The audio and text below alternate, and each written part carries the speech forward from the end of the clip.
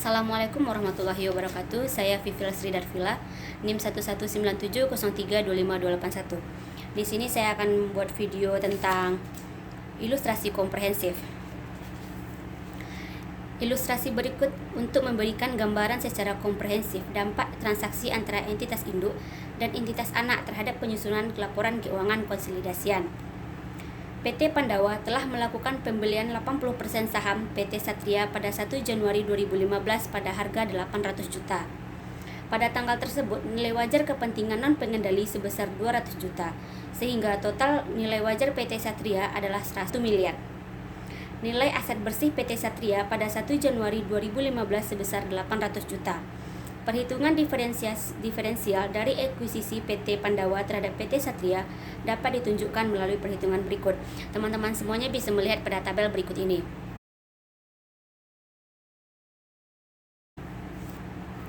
Diferensial yang disebabkan oleh perbedaan antara nilai wajar dan nilai buku beberapa aset PT Satria sebesar 150 juta. Sedangkan sisanya merupakan goodwill. Perinciannya bisa teman-teman lihat pada tabel berikut ini. Selanjutnya teman-teman bisa lihat tabel 7.15, yaitu teman-teman bisa memasukkan semua angka ke dalam neraca saldo, yaitu neraca saldo per 31 Desember 2015. Teman-teman semua bisa melihat di buku halaman 264 atau teman-teman bisa melihat pada tabel berikut ini.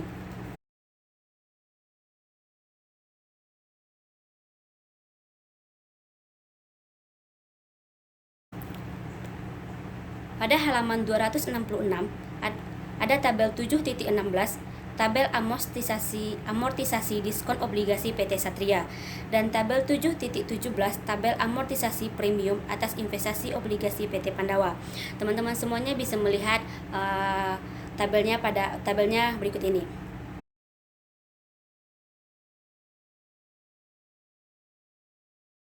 Prosedur konsolidasian. Pencatatan PT Pandawa 2015. PT Pandawa mencatat investasi pada PT Satria dengan menggunakan metode ekuitas. Maka pencatatan yang dibuat PT Pandawa selama tahun 2015 adalah sebagai berikut. 1 Januari 2015 mencatat pembelian saham PT Satria. Investasi pada PT Satria 800 juta, kas 800 juta. 31 Desember 2015 mencatat bagian PT Pandawa atas laba bersih PT Pandawa. Hasilnya diambil dari 400 juta dikali 80%, maka didapat 32 juta. Investasi pada PT Satria 320 juta. Bagian laba atas PT Satria 320 juta. 31 Desember 2015 mencatat bagian PT Pandawa atas dividen PT Satria, yaitu 100 juta dikali 80%, maka hasilnya 80 juta. Maka kas 80 juta, investasi pada PT Satria 80 juta. Karena persediaan yang menyebabkan munculnya diferensiasi pada tanggal akuisisi seluruhnya terjual, maka diferensial sebesar 25 juta seluruh amortisasi. Sedangkan bangunan memiliki sisa umur manfaat bangunan adalah 10 tahun. Sehingga diferensial akan diamortisasi selama 10 tahun. Nilai amortisasi setiap tahunnya adalah 5 juta atau 5 juta per tahun. Pada tahun 2015 tidak terdapat penurunan nilai atas goodwill, sehingga amortisasi diferensial yang harus dicatat selama tahun 2015 adalah 30 juta. Maka 31 Desember 2015 mencatat amortisasi diferensial 30 juta dikali 80% dan hasilnya adalah 30 juta. Bagian laba atas PT Satria 30 juta, investasi pada PT Satria 30 juta. Atas transaksi penjualan persediaan dari PT Pandawa ke PT Satria, PT Pandawa memperoleh keuntungan sebesar 150 juta.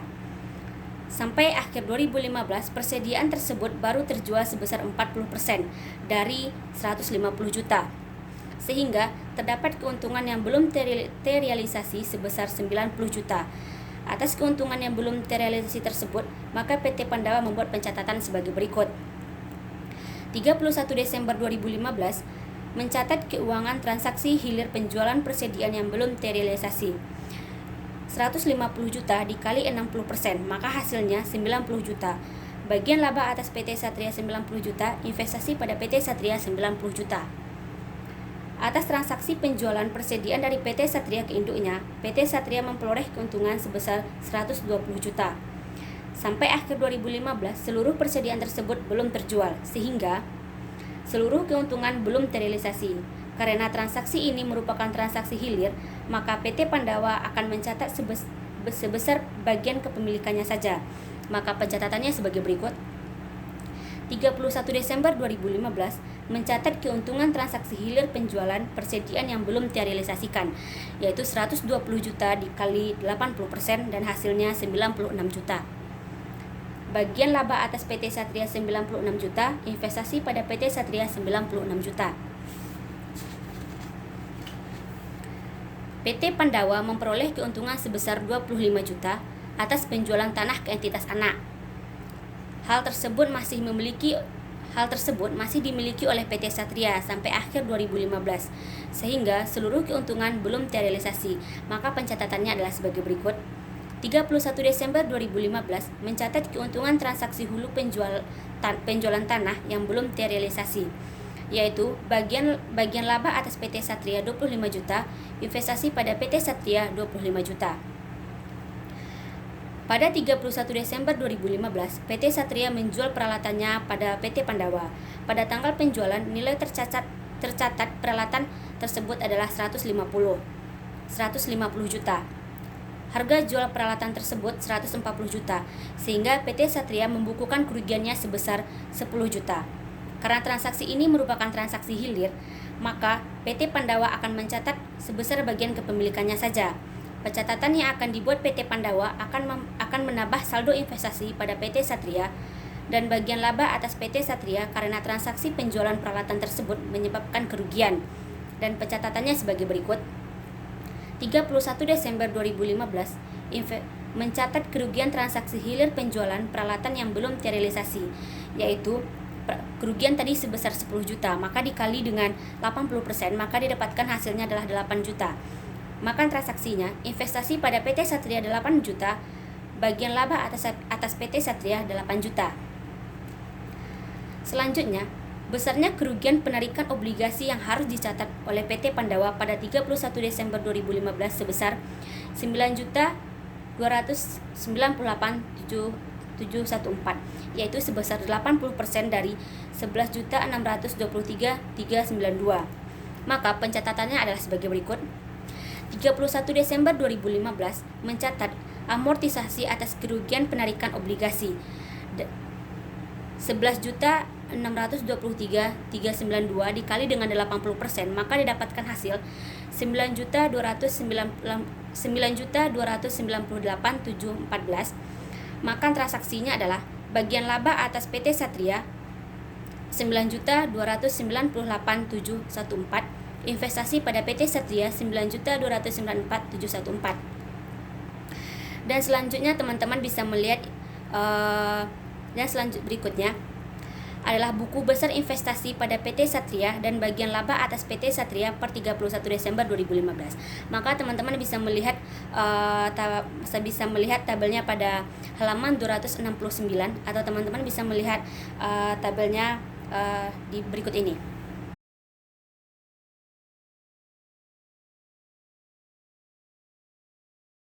Dan selanjutnya teman-teman juga bisa melihat tabel 7.18, tabel perhitungan jurnal eliminasi berikut ini.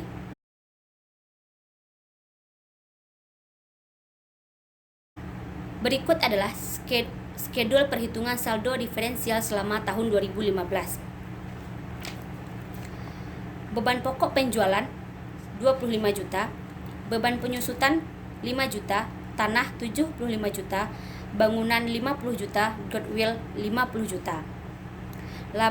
Bagian laba atas PT Satria 24 juta, bagian laba kepentingan non pengendali 6 juta, akumulasi penyusutan 5 juta, investasi pada PT Satria 136 juta, kepentingan non pengendali 34 juta. Persediaan yang diperoleh PT Satria dan PT Pandawa baru saja terjual sebesar 40%. Sehingga terdapat keuntungan atas penjualan yang belum terrealisasi. Jurnalnya adalah sebagai berikut. Penjualan 400 juta, Beban pokok penjualan 310 dikredit. Persediaan 90 juta dikredit. Sedangkan persediaan yang diperoleh oleh PT Pandawa dan PT Satria belum terjual seluruhnya di akhir tahun 2015. Persediaan seluruh keuntungan atas penjualan tersebut belum dapat diakui dalam laporan keuangan konsolidasian. Jurnalnya adalah sebagai berikut. Penjualan 200 juta di debit, beban pokok penjualan 80 juta di kredit, persediaan 120 juta di kredit. Atas pemberian sewa jasa sewa oleh PT Pandawa ke PT Satria harus dibuat jurnal untuk mengeliminasi pendapatan sewa dan beban sewa serta utang piutang yang disebabkan oleh transaksi tersebut. Maka jurnalnya adalah pendapatan sewa 26 juta di debit, beban sewa 26 juta di kredit. Utang usaha 26 juta di debit, utang usaha 26 juta di kredit. Penjualan tanah ke PT Satria menimbulkan keuntungan sebesar 25 juta. Keuntungan tersebut harus dieliminasi karena sampai akhir tahun 2015 tanah tersebut masih dimiliki oleh PT Satria. Jurnalnya adalah sebagai berikut. Keuntungan penjualan tanah 25 juta di debit, tanah 25 juta di kredit. Ini adalah untuk mengeliminasi dampak penjualan atas tanah PT Pandawa dan PT Satria. Transaksi hilir penjualan peralatan menyebabkan PT Satria membukukan kerugian sebesar 10 juta. Kerugian tersebut tidak terrealisasi sebagian pada tahun 2015, sehingga jurnalnya adalah sebagai berikut. Peralatan di debit 100 juta, kerugian penjualan peralatan 10 juta di kredit, akumulasi penyusutan 90 juta di kredit. Transaksi pembelian obligasi PT Satria oleh PT Pandawa dari pihak non-afiliasi mengakibatkan perlunya jurnal eliminasi untuk menghapus akun investasi pada obligasi, utang, obligasi, diskon obligasi, dan munculkan kerugian atas penarikan obligasi. Jurnalnya adalah sebagai berikut. Jurnalnya adalah utang obligasi 400 juta, kerugian penarikan obligasi 16.736.812. Jurnal eliminasi yang harus dibuat adalah sebagai berikut. Utang obligasi 400 juta, kerugian penarikan obligasi 16.736.812. Pendapatan bunga 30.454.850. Utang bunga 16 juta. Diskon obligasi 8.168.543. Investasi pada obligasi 454.850. Beban bunga 35.568.270. Piutang bunga 16 juta. Selanjutnya, teman-teman bisa memasukkan semua angkanya ke dalam kertas kerja. Di mana tabel kertas kerja bisa dilihat pada halaman 274 atau teman-teman semuanya bisa melihat pada tabel berikut ini.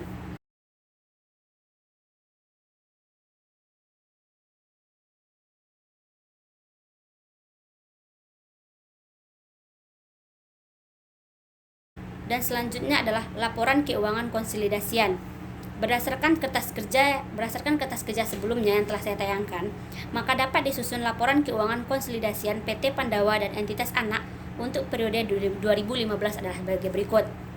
Tabel 7.20 laporan keuangan konsolidasian 2015 terdapat pada buku halaman 275 atau teman-teman semuanya bisa melihat pada tabel berikut ini.